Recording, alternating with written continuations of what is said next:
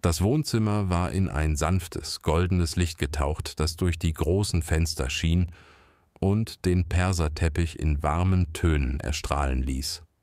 Draußen zwitscherten die Vögel, ein untrügliches Zeichen dafür, dass der Frühling endlich in München angekommen war.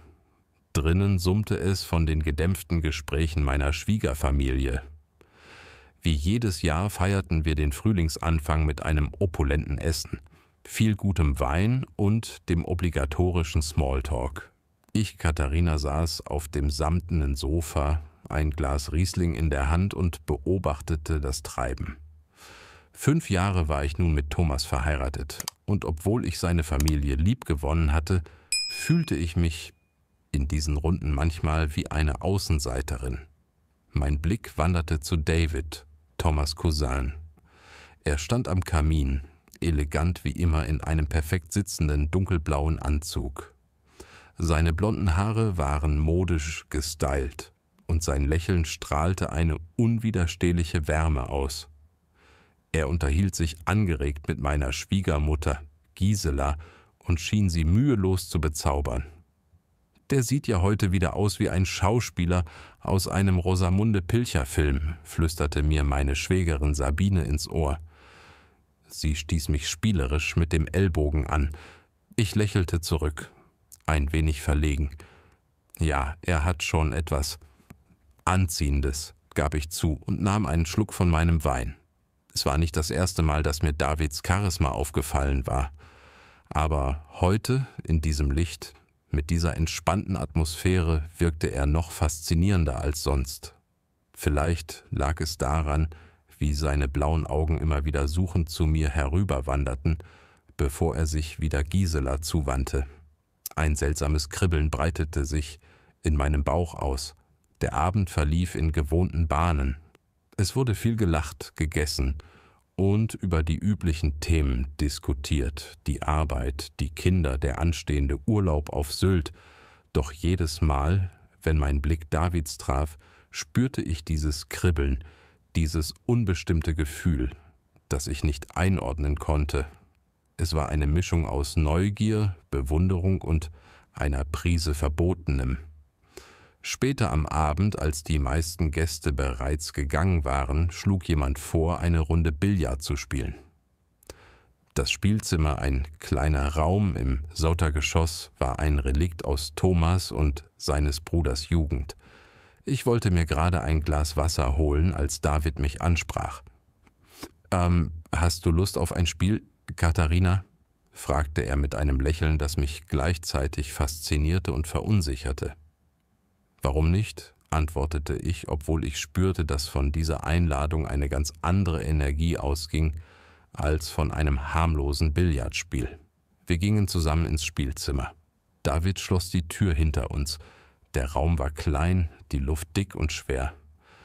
Plötzlich fühlte ich mich ihm so nah, so ausgeliefert. Er nahm einen Cue vom Wandhalter und reichte mir einen zweiten. »Fangen wir an«, sagte er. Seine Augen ruhten unverwandt auf meinen. Ich spürte, wie mein Herz schneller schlug. Meine Finger schlossen sich um das kühle, glatte Holz des Queues. Die Stille im Raum war beinahe greifbar. »Ladies first«, sagte David mit einem amüsierten Unterton und deutete auf den Billardtisch. Ich trat vor, versuchte meine Nervosität zu überspielen und positionierte die weiße Kugel. Die Deckenlampe tauchte den grünen Filz in ein warmes Licht. Für einen Moment schien die Welt außerhalb dieses Raumes nicht mehr zu existieren. Nur wir beide, David und ich, eingeschlossen in dieser intimen Atmosphäre. Ich beugte mich vor, um zu stoßen. Doch sein Blick ließ mich nicht los. Er brannte auf meiner Haut heiß und intensiv. Der Stoß misslang. Die Kugeln verteilten sich planlos über den Tisch. Ich richtete mich auf, ein wenig verlegen. David lächelte.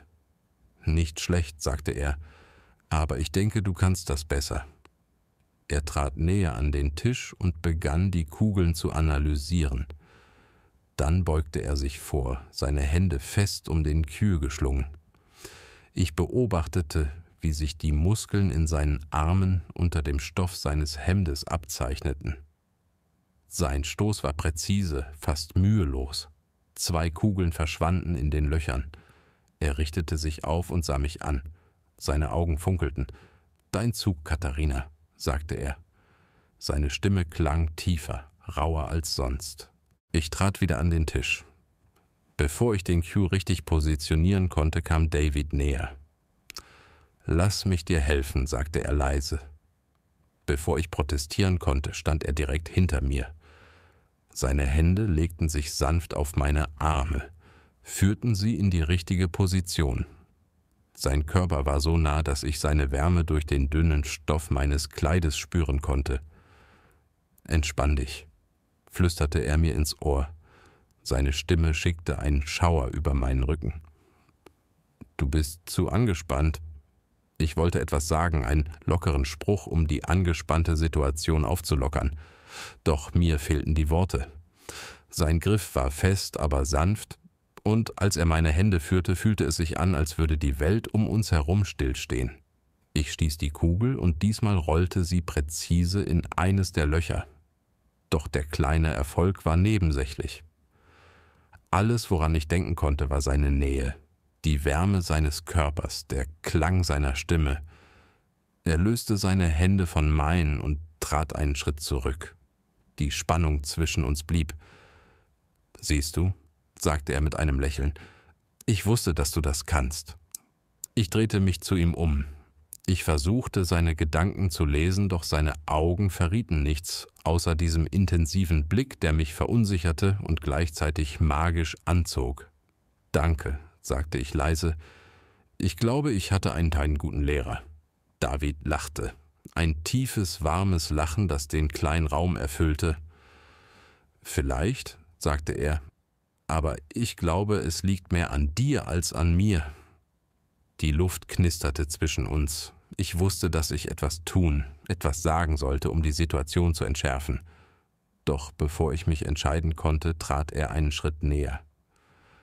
»Weißt du, Katharina«, begann er, seine Stimme war nun ernst, »es gibt Momente im Leben, in denen man einfach ehrlich sein muss.« »Ehrlich?«, wiederholte ich. Meine Stimme klang wie ein Flüstern. »Ja«, sagte er und hielt meinen Blick fest. Ehrlich zu sich selbst und zu dem, was man fühlt. Ich spürte meinen Atem, mein Herz schlug wie wild. Ich hatte das Gefühl, er könnte es hören. »David, begann ich, doch er hob eine Hand, um mich zu unterbrechen. »Es ist okay«, sagte er leise. »Ich weiß, dass das hier kompliziert ist, aber manchmal kann man nicht gegen das kämpfen, was man fühlt.« Seine Worte trafen mich mit voller Wucht. Ich wollte etwas erwidern, ihm sagen, dass er falsch lag. Doch tief in meinem Inneren wusste ich, dass er die Wahrheit aussprach. Eine Wahrheit, die ich mir selbst nicht eingestehen wollte. Er kam noch näher, bis nur noch wenige Zentimeter zwischen uns lagen. »Wenn ich mich irre, Katharina«, sagte er leise, »dann sag es mir jetzt.« Ich sah ihn an. Ich suchte nach Worten, doch sie wollten mir nicht über die Lippen kommen. Stattdessen hob sich meine Hand wie von selbst und berührte seine. Es war eine kleine Geste, fast unmerklich, doch es war genug. Seine Hand blieb regungslos unter meiner. Ich konnte die Wärme seiner Haut spüren, ein Gefühl, das sich wie ein Lauffeuer in mir ausbreitete. Für einen Moment schien die Zeit stillzustehen. Der Raum, das Licht, die Geräusche, alles verblasste. Alles, was blieb, war diese unausgesprochene Spannung, diese unsichtbare Kraft, die uns immer näher zog. David hob den Blick und sah mich an.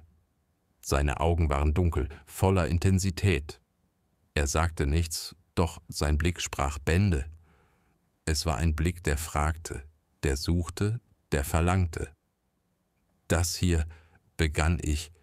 Meine Stimme war kaum mehr als ein Flüstern, doch ich konnte den Satz nicht beenden.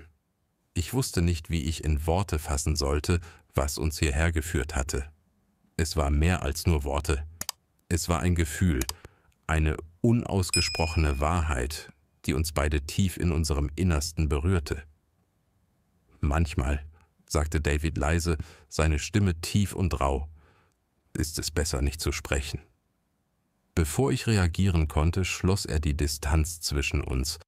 Seine Hand hob sich, seine Finger strichen sanft über meine Wange. Die Berührung war kaum spürbar, und doch löste sie ein Feuerwerk in mir aus. Mein Atem stockte, mein Herz pochte so laut, dass ich befürchtete, er könnte es hören. »David«, flüsterte ich, meine Stimme zitterte. Ich hatte die Kontrolle verloren, seine Nähe war überwältigend. »Sag mir, dass ich aufhören soll, Katharina«, sagte er. Seine Stimme war kaum mehr als ein Hauch, doch es war keine Forderung, es war eine Bitte, ein leises Flehen, das mir die Luft nahm. Ich öffnete den Mund, um etwas zu sagen, um die Situation zu beenden, doch stattdessen hob sich meine Hand und berührte seine. Eine einfache Geste, doch sie sprach Bände. David trat noch näher. Ich spürte seinen Atem, warm auf meiner Haut, seine andere Hand glitt über meinen Arm. Meine Haut brannte unter seiner Berührung. Jede Zelle meines Körpers reagierte auf ihn. Ich hatte keine Kontrolle mehr über das, was ich fühlte. »Du weißt, dass das falsch ist, David«, flüsterte ich. Meine Worte klangen hohl, bedeutungslos. »Manchmal«, sagte er leise, »fühlt sich das Falsche richtiger an als alles andere.« Seine Worte trafen mich tief im Inneren, und ich wusste, dass ich nichts sagen konnte, um ihn aufzuhalten. Und vielleicht wollte ich es auch gar nicht.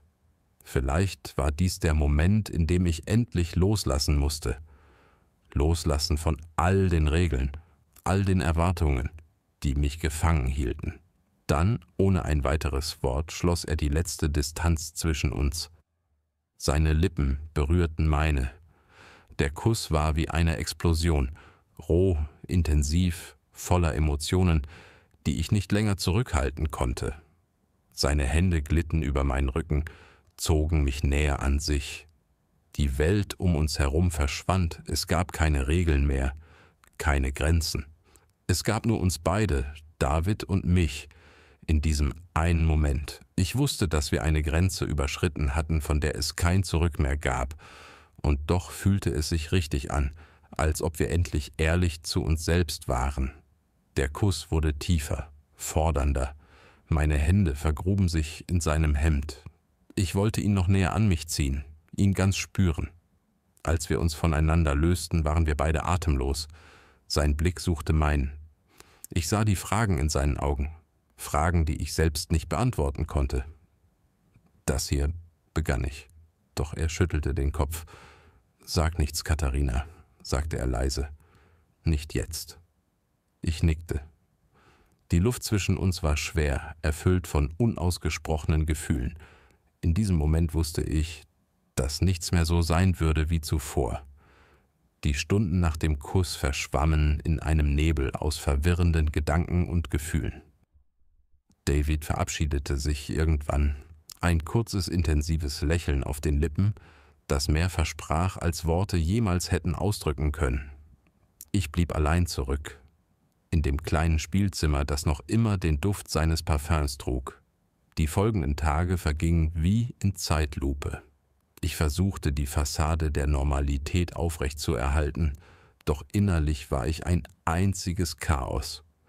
Jeder Gedanke an David, jede Erinnerung an seine Berührung ließ mein Herz schneller schlagen. Ich wusste, dass ich mich von ihm fernhalten musste, doch gleichzeitig zog es mich unwiderstehlich zu ihm hin. Eine Woche später, an einem verregneten Samstagnachmittag, eskalierte die Situation. Thomas war unterwegs und ich war allein zu Hause. Ich saß im Wohnzimmer und trank eine Tasse Tee, als mein Handy summte. Eine Nachricht von David. »Ich bin in der Nähe. Können wir reden?« Mein Atem stockte. Ich starrte auf die Worte. Ich wusste, was es bedeuten würde, wenn ich zustimmte. Es war ein Schritt, der alles verändern könnte. Und doch tippte ich Ja und schickte die Nachricht ab. Wenige Minuten später klopfte es an der Tür. Es war David. Seine Augen hatten denselben intensiven Ausdruck wie an jenem Abend im Spielzimmer. Mein Herz schlug mir bis zum Hals. »Danke, dass du mich sehen willst, Katharina«, sagte er leise. Seine Stimme hatte einen ernsten Unterton. »Ich bin mir nicht sicher, ob das eine gute Idee ist, David«, antwortete ich. Meine Stimme war kaum hörbar. »Vielleicht nicht«, sagte er und trat näher. »Aber manchmal muss man Dinge riskieren.« Ich trat beiseite und ließ ihn eintreten. Wir gingen ins Wohnzimmer. Für einen Moment standen wir uns schweigend gegenüber. Die Spannung zwischen uns war fast greifbar. »Ich kann nicht aufhören, an dich zu denken, Katharina«, sagte er schließlich, »seit dem ersten Moment, als wir uns gesehen haben. Und ich glaube nicht, dass ich es länger ignorieren kann.« Seine Worte ließen mein Herz noch schneller schlagen. Ich wollte etwas sagen, doch bevor ich antworten konnte, hob er seine Hand und berührte sanft meine Wange. »Wenn du willst, dass ich gehe, Katharina, dann sag es jetzt.« Ich schloss die Augen. Die Wärme seiner Hand fühlte sich an wie ein Schutzschild gegen die kalte Realität. »Ich weiß nicht, was ich will, David«, flüsterte ich. »Dann lass mich dir zeigen, was ich will, Katharina«, sagte er. Und bevor ich reagieren konnte, küsste er mich. Der Kuss war intensiv, roh, ehrlicher als alles, was ich je erlebt hatte. Seine Hände glitten über meine Schultern, zogen mich an sich. Alle meine Verteidigungsmechanismen brachen zusammen. Es war, als ob wir beide endlich die Wahrheit akzeptierten, die wir so lange verdrängt hatten. Ich wusste, dass es falsch war. Ich wusste, dass die Konsequenzen verheerend sein könnten. Doch in diesem Moment zählte nur seine Nähe, seine Berührung, die Art, wie er mich ansah, als wäre ich die einzige Frau auf der Welt. Die Stunden, die wir zusammen im Wohnzimmer verbrachten, verschwammen in einem Strudel aus Emotionen und Leidenschaft. Es war ein Moment, der uns beide für immer verändern würde, ein Moment, der zeigte, wie wenig Kontrolle wir eigentlich über unser Leben hatten. Als die Dämmerung hereinbrach, saßen wir nebeneinander auf dem Sofa. Die Stille zwischen uns war geladen, voller unausgesprochener Worte. »Das hier wird alles verändern, David«, sagte ich schließlich, meine Stimme leise und unsicher. »Ja«, antwortete er, seine Hand glitt über meine, »aber vielleicht ist es an der Zeit, dass sich etwas verändert.« Ich wusste, dass er recht hatte. Es gab kein Zurück mehr. Doch die Zukunft war ungewiss. Ein schwieriger Weg lag vor uns. Und trotzdem fühlte ich eine seltsame Ruhe, eine Gewissheit, dass wir diesen Moment, egal was passieren würde, niemals bereuen würden. Die Nacht umhüllte uns wie ein dunkler Samtvorhang, und als wir so dasaßen, wusste ich, dass dies erst der Anfang von etwas war, das weder Regeln noch Vernunft definieren konnten. Etwas, das uns beide für immer verändern würde. Epilog.